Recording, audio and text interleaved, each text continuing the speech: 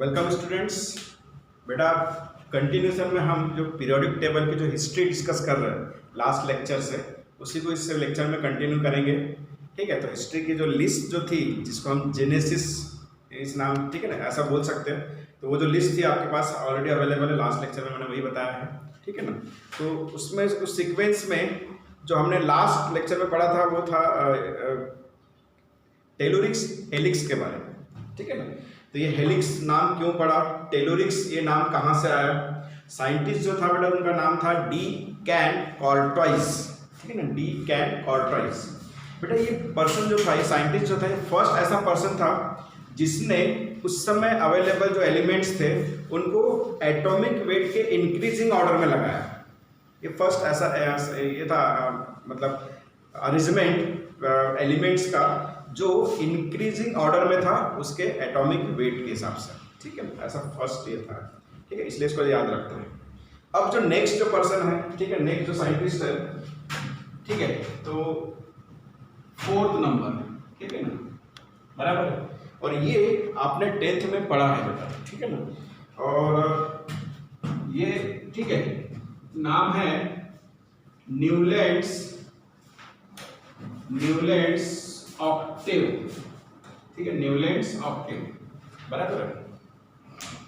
अब इसमें Newlands Octave ने जो अरेंजमेंट किया है एलिमेंट्स का, ठीक है ना, है तो इंक्रीजिंग ऑर्डर में ही, ठीक है, लेकिन इसने म्यूजिकल नोट्स के हिसाब से अरेंजमेंट किया है। बेसिस जो लिया है इसने म्यूजिकल नोट्स के हिसाब से है।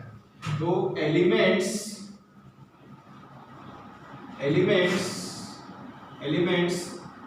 were arranged, ठीक है ना, according to musical notes, ठीक है ना, तो है तो इंक्रीजिंग ऑर्डर में, ठीक है ना, in order of increasing atomic weight, ठीक है ना, in order of increasing atomic weight, लेकिन इसमें म्यूजिकल नोट्स का इस्तेमाल किया। तो देखो इसका अरेंजमेंट देख लेते हैं कैसा है, ठीक है। अब इसके अरेंजमेंट में थोड़ा सा मुझे म्यूजिक के जो नोट्स है वो लिखने पड़ेंगे। तो पहले मैं इंडियन म्यूजिक के नोट्स लिखता, ठीक है। वैसे देखा जाए तो इसने इंडियन म्यूजिक के नोट्स का इस्तेमाल नहीं किया था, इसने वेस्टर्न म्यूजिक के नोट्स का इस्तेमाल किया था, ठीक है। तो आपने सुना होगा सप्त सुर होते हैं, ठीक है। अब ये सप्त सुर जो है उसको लिखना है, उसके बाद में वेस्टर्न म्यूजिक की जो सप्त सुर है उसको लिखना है, ठीक है। तो यहाँ पे सा रे ग म प ध, ठीक है ना, नी, सा रे ग म प ध नी, उसके बाद में फिर से रिपीट होता है, ठीक है। तो सप्त सुर है, बराबर साथ है। देखो अब ये जो सुर लिखा है मैंने, ठीक है ना, ये जो नोट्स लिखे हैं ये बेटा इंडियन म्यूजिक के हैं, ठीक है ना, ये इंडियन म्यूजिक, ठीक है। अब हम इसमें वेस्टर्न म्यूजिक का भी तड़का लगाएंगे, वेस्टर्न म्यूजिक, ठीक है ना, जब उसने तो वेस्टर्न म्यूजिक का इस्तेमाल किया होगा।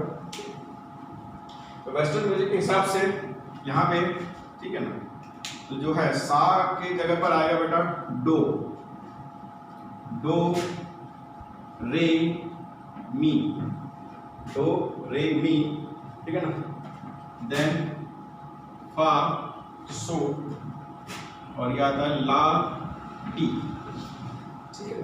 तो ये जो है ये वेस्टर्न म्यूजिक के नोट्स हैं, ठीक है। इसके हिसाब से अरेंज किया तो उसके बाद रिपीट होता है, ठीक है। तो अब इसका जो अरेंजमेंट जो था, ये जो नोट्स लिख दिया हमने, एलिमेंट्स किस तरह से अरेंज किए थे वो देख लेते हैं, ठीक है। तो इस तरह से ये इंडियन म्यूजिक के नोट्स और ये वेस्टर्न म्यूजिक के नोट्स। अब एलिमेंट्स कैसे थे बेटा वो देख लेते हैं। एलिमेंट्स में यहाँ पे आएगा लिथियम, फिर आएगा बेरिलियम, फिर इसके बाद में आएगा बोरॉन, फिर कार्बन, फिर नाइट्रोजन, फिर ऑक्सीजन, और फिर इसके बाद में आएगा बेटा फ्लोरीन। एक रो अरेंज किया था उसने। इस रो के बाद फिर यहाँ पे स्टार्ट किया था sodium, magnesium, aluminium, silicon, phosphorus, sulphur और क्लोरीन। फिर ये रो कंप्लीट किया उसने, ठीक है। उसके बाद में यहाँ पे पोटेशियम और एक कैल्शियम, ठीक है, यहीं तक, ठीक है, यहीं तक उसने अरेंज किया था। क्यों? क्योंकि बेटा उसने एक लॉ बनाया था जो इस अरेंजमेंट में एप्लीकेबल, उसे हम लॉ ऑफ ऑक्टेव बोलते हैं, ठीक है ना। क्या था ये लॉ? इसमें एक है कि आप किसी भी एलिमेंट को कंसिडर कीजिए, किसी भी एलिमेंट को, ठीक है ना। मान के चलो कि मैंने इस सिलिकॉन को कंसिडर किया है, ठीक है ना। तो लॉ ये था कि every 8th element having similar property of those of first one, मतलब किसी भी एलिमेंट को अगर हम 8th एलिमेंट मान ले तो उसके प्रीवियस में जो भी एलिमेंट्स होगा 8th नंबर पर, ठीक है ना। तो मान लो इसको मैं 8th मान लेता, उसके प्रीवियस में जाना है हमको 1 तक, तो ये हो जाएगा 7th, ये हो जाएगा बेटा 6th, ये हो जाएगा बेटा 5th, ठीक है, ये हो जाएगा बेटा 4th, ये हो जाएगा 3rd, ये हो जाएगा 2nd, बराबर, और ये हो जाएगा 1st। तो ना every 8th element having the similar property then those of first one, मतलब ये फर्स्ट नंबर पर जो एलिमेंट्स और ये 8th नंबर पर एलिमेंट है, इनकी दोनों की प्रॉपर्टी सिमिलर होगी। इस ढंग से उसने अरेंज किया था। किसी को भी कंसीडर कीजिए आपको इस तरह से प्रीवियस जाना है तो फर्स्ट वन और 8th वन, ठीक है, दोनों की प्रॉपर्टी सिमिलर आएगी, ठीक है। तो इसको यहाँ पे इस तरह से लिख लेते हैं, यहाँ पे सिमिलर प्रॉपर्टीज, ठीक है, बराबर। इसके बाद में इसने अरेंज क्यों नहीं किया बेटा कैल्शियम के बाद? क्योंकि ये जो लॉ बनाया था उसने, लॉ ऑफ ऑक्टेव, वो एप्लीकेबल ही नहीं था आफ्टर कैल्शियम। इस वजह से बस इतना ही पोर्शन इसका न्यूलैंड्स का हम याद रखते हैं, ठीक है ना, इसके कंट्रीब्यूशन के लिए इतना ही पोर्शन, इसके बाद वाला। तो यहाँ पे इसको कंप्लीट करने से पहले लॉ ऑफ ऑक्टेव का स्टेटमेंट लिख लेते हैं, ठीक है। स्टेटमेंट हो जाएगा बेटा इसका, every 8th element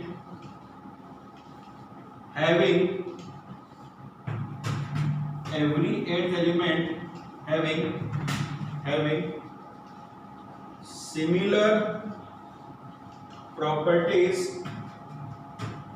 than those of first one, ठीक है। तो एवरी 8th एलिमेंट, ध्यान रखना 8वां एलिमेंट किसके से सिमिलर है? फर्स्ट वन से। तो प्रीवियस में आप इस तरह से काउंट करेंगे, ठीक है बेटा। आगे बढ़ते हैं। अब इसके बाद जो नेक्स्ट कंट्रीब्यूशन रहा है, ठीक है ना, वो आता है 5th नंबर पर लोथर मेयर्स का। Lothar Meyers graph, Lothar Meyers graph. अब इस पर्सन ने ग्राफिकली एलिमेंट्स को अरेंज करने की, ठीक है ना, कोशिश की थी, ठीक है। अब ये वैसे भी थ्योरी है, डिस्कार्ड इसलिए हो गई कि आपको मालूम है ग्राफ को रीड करना या मेमोराइज करना हर एक की बस की बात नहीं होती, ठीक है ना। तो ये थोड़ा सा फिजिबल नहीं था, ठीक है। इस वजह से ये भी जो ट्राई था लोथर मेयर्स का, ठीक है, उसको डिस्कार्ड कर दिया गया। लोथर मेयर्स ने बेसिकली फिजिकल प्रॉपर्टी का सपोर्ट लिया था ग्राफ को बनाने के लिए, ठीक है ना। तो he considered some physical properties।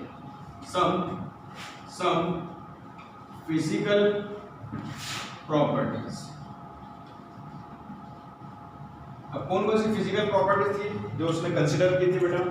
तो फिजिकल प्रॉपर्टी में एक था मेल्टिंग पॉइंट, फिर था बॉइलिंग पॉइंट, ठीक है ना, उसके बाद में था डेंसिटी, ठीक है ना, ये ऐसी कुछ प्रॉपर्टी। और वर्सेस में कौन था? वर्सेस मतलब किसके अगेंस्ट में ग्राफ बनाया था उसने? Atomic volume. तो ये प्रॉपर्टी अगेंस्ट एटॉमिक वॉल्यूम, ठीक है ना। तो अभी हम एक ग्राफ देखेंगे किस तरह से उसने रिप्रेजेंट किया था, ठीक है ना। तो ड्रॉ करते हैं ग्राफ बेटा, लोथर मेयर्स ग्राफ, इसके बारे में हम डिस्कस करें। ग्राफ मैंने ड्रॉ किया है, ठीक है। लोथर मेयर्स ने जो ग्राफिकल रिप्रेजेंटेशन दिया उसमें उसने कुछ फिजिकल प्रॉपर्टीज कंसीडर की, ठीक है ना। अब इसमें फिजिकल प्रॉपर्टीज कंसीडर की, उसमें देखो पहली प्रॉपर्टी लिया उसने melting point, boiling point, density, atomic volume, इसके अलावा भी कंडक्टिविटी और भी बहुत सारी प्रॉपर्टीज है, ठीक है। इस वजह से मैं यहाँ पे ET से लिख देता हूँ, ठीक है। वर्सेस किसके अगेंस्ट में? एटॉमिक मास के अगेंस्ट में, ठीक है ना, ध्यान रखिए एटॉमिक मास के अगेंस्ट में। अच्छा, ये जो ग्राफ जो सबसे ज्यादा फेमस, जो सबसे ज्यादा एक्यूरेट था, उसका ग्राफ कौन सा सबसे ज्यादा एक्यूरेट था? Atomic volume versus atomic mass. ये ग्राफ सबसे ज्यादा एक्यूरेट था, इसलिए इसी को हम कंसीडर करते हैं, बाकी ग्राफ को नहीं लेते, ठीक है। अब इसमें एटॉमिक मास इधर y एक्सिस पर डिनोट किया हुआ है और x एक्सिस पर एटॉमिक वॉल्यूम y एक्सिस पर लिया है और एटॉमिक मास को उसने x एक्सिस पर लिया है, ठीक है। अब ग्राफ आपको दिखाई दे रहा है, अब इस ग्राफ का इंटरप्रिटेशन देखो, ठीक है। अब यहाँ पे बात करेंगे, ठीक है। ग्राफ में दो ही चीजें सबसे ज्यादा देखनी होती है, ठीक है। एक होता है उसका मैक्सिमा, मतलब सबसे हाईएस्ट पॉइंट, ठीक है ना। दूसरा होता है मिनिमा, मतलब सबसे लोएस्ट पॉइंट। उसके बाद में ग्राफ जब ऊपर चढ़ेगा तो असेंडिंग कर्व, असेंडिंग कर्व, ठीक है। और ग्राफ जब नीचे आएगा उसको बोलेंगे हम डिसेंडिंग कर्व, ठीक है ना, डिसेंडिंग कर्व। ये जो चारों है एस्पेक्ट्स, ये हमें देखना है, ठीक है। अब इस ग्राफ में अगर आप देखें तो बेटा ये जो पोजीशन है दिख रहा है आपको, जिसमें लिथियम, सोडियम, पोटेशियम, रुबिडियम और सीजियम, मतलब ग्रुप नंबर 1, ये सभी के सभी एलिमेंट्स मैक्सिमम पॉइंट, मतलब मैक्सिमा पर अरेंज है, ठीक है ना। तो हम यहाँ पे क्या लिखेंगे? मैक्सिमा पर कौन से एलिमेंट्स आपको दिखाई दे रहे हैं? तो ये जो एलिमेंट्स है ग्रुप नंबर 1 जो पीरियोडिक टेबल में, हम उसको लर्न भी करेंगे, ठीक है ना, इसके बाद के लेक्चर में आएगा, ठीक है। तो ये जो ग्रुप नंबर 1 के जो एलिमेंट्स, मतलब पहला कॉलम, इन्हें कहा जाता है अल्कली मेटल्स, ठीक है। तो मैक्सिमा पर अरेंज कौन है बेटा? तो मैक्सिमा पर अरेंज है अल्कली मेटल, ठीक है ना। ये होता है बेटा ग्रुप नंबर 1, ध्यान रखिए, ठीक है। उसके बाद में बेटा हम मिनिमा की बात करते हैं। अब मिनिमा मतलब सबसे लोएस्ट पॉइंट, ठीक है। इधर तो स्पेसिफिक नहीं है, यहाँ पे देखो, ठीक है। इसमें ये V vanadium, CO cobalt, Cu copper, Zn मतलब जिंक, ठीक है ना। बाकी के जो एलिमेंट्स है, ये मोलिब्डेनम, ये जिरकोनियम, ये सब डी ब्लॉक एलिमेंट्स हैं, डी ब्लॉक, ठीक है। तो मिनिमा पर आपको क्या दिखाई दे रहा है? D block. D block element को कहा जाता है बेटा ट्रांजिशन एलिमेंट्स, ठीक है ना। ट्रांजिशन एलिमेंट्स क्यों बोलते हैं, ठीक है ना। यहाँ पे मैं डी ब्लॉक एलिमेंट्स लिख के रखता हूँ, ठीक है, तो आपको ध्यान में आएगा। डी ब्लॉक एलिमेंट्स आपने 10th में पीरियोडिक टेबल पढ़ा है। एस ब्लॉक और पी ब्लॉक के बीच वाले जो एलिमेंट्स हैं, ठीक है ना, वो 4 रो है ऐसे, ठीक है, पूरे 40 एलिमेंट्स हैं, 40, उन्हें कहा जाता है ट्रांजिशन एलिमेंट्स। क्यों कहा जाता है ये हम फर्दर इसमें पढ़ने वाले हैं, ठीक है ना। अल्कली मेटल्स को अल्कली मेटल ही क्यों बोलते हैं ये भी हम पढ़ेंगे। अब बेटा आता है बेटा असेंडिंग कर्व। असेंडिंग मतलब ऊपर जाते वक्त जाता है, ठीक है ना, ऊपर जो ग्राफ जा रहा है, और ऊपर जाते हुए ग्राफ में अगर देखें तो यहाँ पे कुछ नहीं स्पेसिफिक, यहाँ पे देखो ये आपको क्लोरीन ऊपर जाता होगा, ये ब्रोमीन जब ऐसा ऊपर जाता होगा, ठीक है, यहाँ से ऊपर जाता होगा आयोडीन। ये तीनों अगर एलिमेंट्स को हम ध्यान से देखें तो बेटा ये हेलोजन ग्रुप है, ग्रुप नंबर 17। तो असेंडिंग कर्व में आपको क्या मिलेंगे? आपको मिलेंगे बेटा हेलोजन्स, ठीक है ना, हेलोजन्स। अब हेलोजन्स मतलब होता है ग्रुप 17, ठीक है ना, ग्रुप 17, इसको हम 1 ऐसा लिखते हैं, ठीक है, ग्रुप 17, ठीक है। अब रही बात डिसेंडिंग कर्व। डिसेंडिंग कर्व को ध्यान से देखें। अब डिसेंडिंग कर्व को अगर हम ध्यान से देखें नीचे आता है, ठीक है ना, ये देखो एक कर्व यहाँ पे, ठीक है ना, यहाँ पे नीचे आता हुआ कर्व बेरिलियम, ये नीचे आता हुआ कर्व मैग्नीशियम, ये नीचे आता हुआ कर्व कैल्शियम, नीचे आता हुआ कर्व स्ट्रोंटियम, नीचे आता हुआ, ठीक है, आते हुए कर्व बेरियम। ये जितने भी हमने सर्कल किए हैं रेड से, ये सभी एलिमेंट्स ग्रुप नंबर 2 में आते हैं, ठीक है ना। इसलिए डिसेंडिंग कर्व पर जो एलिमेंट्स है, ठीक है, उसके बारे में हम लिखेंगे कि ये बेसिकली अल्कलाइन अर्थ मेटल्स है। ये क्या है? अल्कलाइन अर्थ मेटल्स है। क्या ये? Alkaline earth metals. और ये ग्रुप नंबर 2 का मेंबर्स है। क्या है इसके? ग्रुप नंबर 2 के मेंबर्स। तो इस तरह से बेटा इसमें ग्राफिकल प्रेजेंटेशन दिया है, ठीक है ना। लेकिन बेटा इस सभी को रीड या एनालिसिस करना या रिमेंबर कर, ठीक है ना, याद रखना फिजिबल नहीं है। इस वजह से इस ग्राफिकल रिप्रेजेंटेशन की जो थ्योरी थी उसको डिस्कार्ड करके फिर आने वाली थ्योरी को, ठीक है ना, उस पर स्टडी की गई, ठीक है। यहाँ पे बेटा इसमें मेंडेलियस जो टेबल है, ठीक है ना, 6 नंबर का मेंडेलियस पीरियोडिक टेबल। मेंडेलियस जो है शुरुआत में पहले लेक्चर में मैंने आपसे कहा था कि इसे फादर ऑफ पीरियोडिक टेबल भी कहा जाता है, ठीक है ना। वो इसलिए क्योंकि ये अकेला ऐसा साइंटिस्ट था जिसने उसके समय जितने भी एलिमेंट्स डिस्कवर्ड हो चुके थे उन सभी एलिमेंट्स को एक पीरियोडिक टेबल का लुक दिया, ठीक है ना। फर्स्ट ऐसा साइंटिस्ट जिसने पूरे एलिमेंट्स अरेंज किए, ठीक है ना, in order of increasing atomic weight, बराबर है। ये फर्स्ट ऐसा एलिमेंट्स है, ठीक है। तो इसने अरेंज कितने एलिमेंट्स किए थे उस समय, कितने एलिमेंट्स किए थे, ठीक है ना, डिस्कवर्ड हो चुके थे। Arrange all known elements, all known elements, और कितने एलिमेंट्स उस समय डिस्कवर्ड हो चुके थे बेटा, 63 elements. Arrange all known elements 63, ठीक है। अब इसने यहाँ पे अपने पीरियोडिक टेबल में वर्टिकल कॉलम, ठीक है ना, वर्टिकल कॉलम जो है उसको क्या नाम दिया, ग्रुप। और ग्रुप कितने थे बेटा, 0 से लेके 8 तक, मतलब 9 ग्रुप्स, ठीक है ना। इन मेंडेलियस पीरियोडिक टेबल कंटेन्स, ठीक है ना, इसमें 9 ग्रुप्स, 9 ग्रुप्स, ठीक है। अब 9 ग्रुप्स मतलब 0 से लेके 8 तक, 0 से लेके 8 तक, ठीक है। और ये जो सीरीज है हॉरिजॉन्टल रोज जो थी वो कितने थी, 12, ठीक है ना। तो 12 रोज, ठीक है ना, उसको रोज को नाम दिया है, ये जो रोज है 12, इसको इसने नाम दिया था सीरीज, ठीक है ना। और ये 1 से लेके बराबर 12 नंबर तक इस तरह से, ठीक है, बराबर है। तो सबसे मेन ये था कि ऑल नोन एलिमेंट्स उसने अरेंज किए थे, फर्स्ट साइंटिस्ट, ठीक है।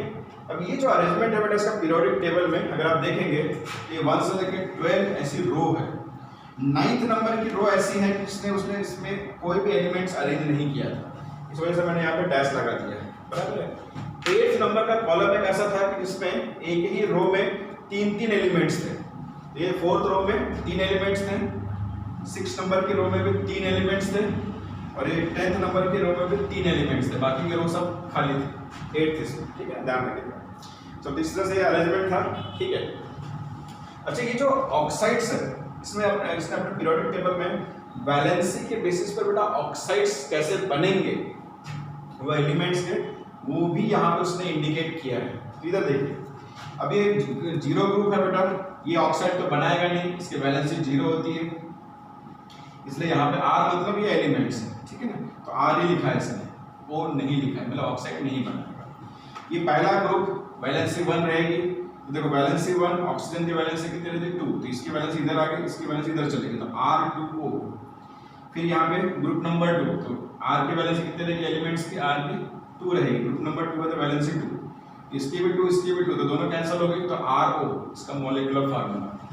उसके बाद बेटा R ग्रुप नंबर 3, वैलेंसी कितनी रहेगी 3, इसकी वैलेंसी इधर आ गई O की तरफ, और O की वैलेंसी इधर आ गई, तो R2O3, ठीक है ना। फिर यहाँ पे वैलेंसी कितनी रहेगी बेटा 4th में, ठीक है ना, ग्रुप की जितना जो ग्रुप नंबर है वो वैलेंसी मेंडेलियन के हिसाब से, ठीक है ना। तो ग्रुप नंबर 4 है तो वैलेंसी कितनी रहेगी 4, तो भाई O की वैलेंसी 2 है, इसकी 4 है, तो ये 2 से 4 काट दो, यहाँ पे क्या बचेगा 2, तो ये 2 इधर आ गया RO2 इस तरह से। फिर ग्रुप नंबर 5 की वैलेंसी कितनी रहेगी 5, तो O की वैलेंसी 2 और R की वैलेंसी 5 इंटरचेंज होगी, तो R2O5। फिर यहाँ पे 6 में R की वैलेंसी 6, O की वैलेंसी 2, काट दीजिए 2 से ये 6, यहाँ पे 3 बचेगा, फिर इंटरचेंज होगा तो RO3। फिर यहाँ पे 7, तो ये R2O7। अब इधर 8 वैलेंसी कितनी रहेगी 8, यहाँ पे 8, यहाँ पे 2, तो 2 से काट दीजिए इसको, यहाँ पे बचेगा 4, फिर इसको इंटरचेंज कर दीजिए। वैलेंसी हमेशा इंटरचेंज होती है बेटा मॉलिक्यूल्स का जब फॉर्मेशन होता है तब, ठीक है ना, मॉलिक्यूलर फार्मूला। तो इस तरह से बेटा ये ऑक्साइड्स के बारे में भी उसने अपने पीरियोडिक टेबल में मेंशन किया था, ठीक है। अब हम जब नेक्स्ट लेक्चर पढ़ेंगे तो वो जो जेनेसिस का जो सीक्वेंस जो था बेटा उसमें सिर्फ क्या बचा हुआ है, मॉडर्न पीरियोडिक टेबल। लेकिन मॉडर्न पीरियोडिक टेबल के पहले हमें इसी मेंडेलियस पीरियोडिक टेबल का मॉडिफाइड फॉर्म देखना होगा, ठीक है ना, क्योंकि बेसिकली जो मॉडर्न पीरियोडिक टेबल है बेटा वो मेंडेलियस से ही निकला है, ठीक है ना, उसी का रीअरेंजमेंट है, ठीक है। तो उस बात को ध्यान में रखना है, इसलिए इसका मॉडिफाइड फॉर्म पढ़ना जरूरी है। एक और चीज़, इसको कंप्लीट करने से पहले बेटा इसका एक लॉ है जो इसके पीरियोडिक टेबल में एप्लीकेबल है, ठीक है, तो उसे देख लेते हैं। तो मेंडेलियस पीरियोडिक लॉ, ठीक है, क्या था, तो the physical and chemical properties of elements are periodic function of their atomic masses, atomic mass, बराबर। तो लॉ क्या बोलता है, physical and chemical properties of elements are periodic function of their atomic mass. Atomic mass के हिसाब से उसका recurrence होगा, इसका रिपीटेशन होगा, बराबर है, ध्यान में रखिएगा। ये मेंडेलियस का पीरियोडिक टेबल का लॉ है, ठीक है बेटा, थैंक यू।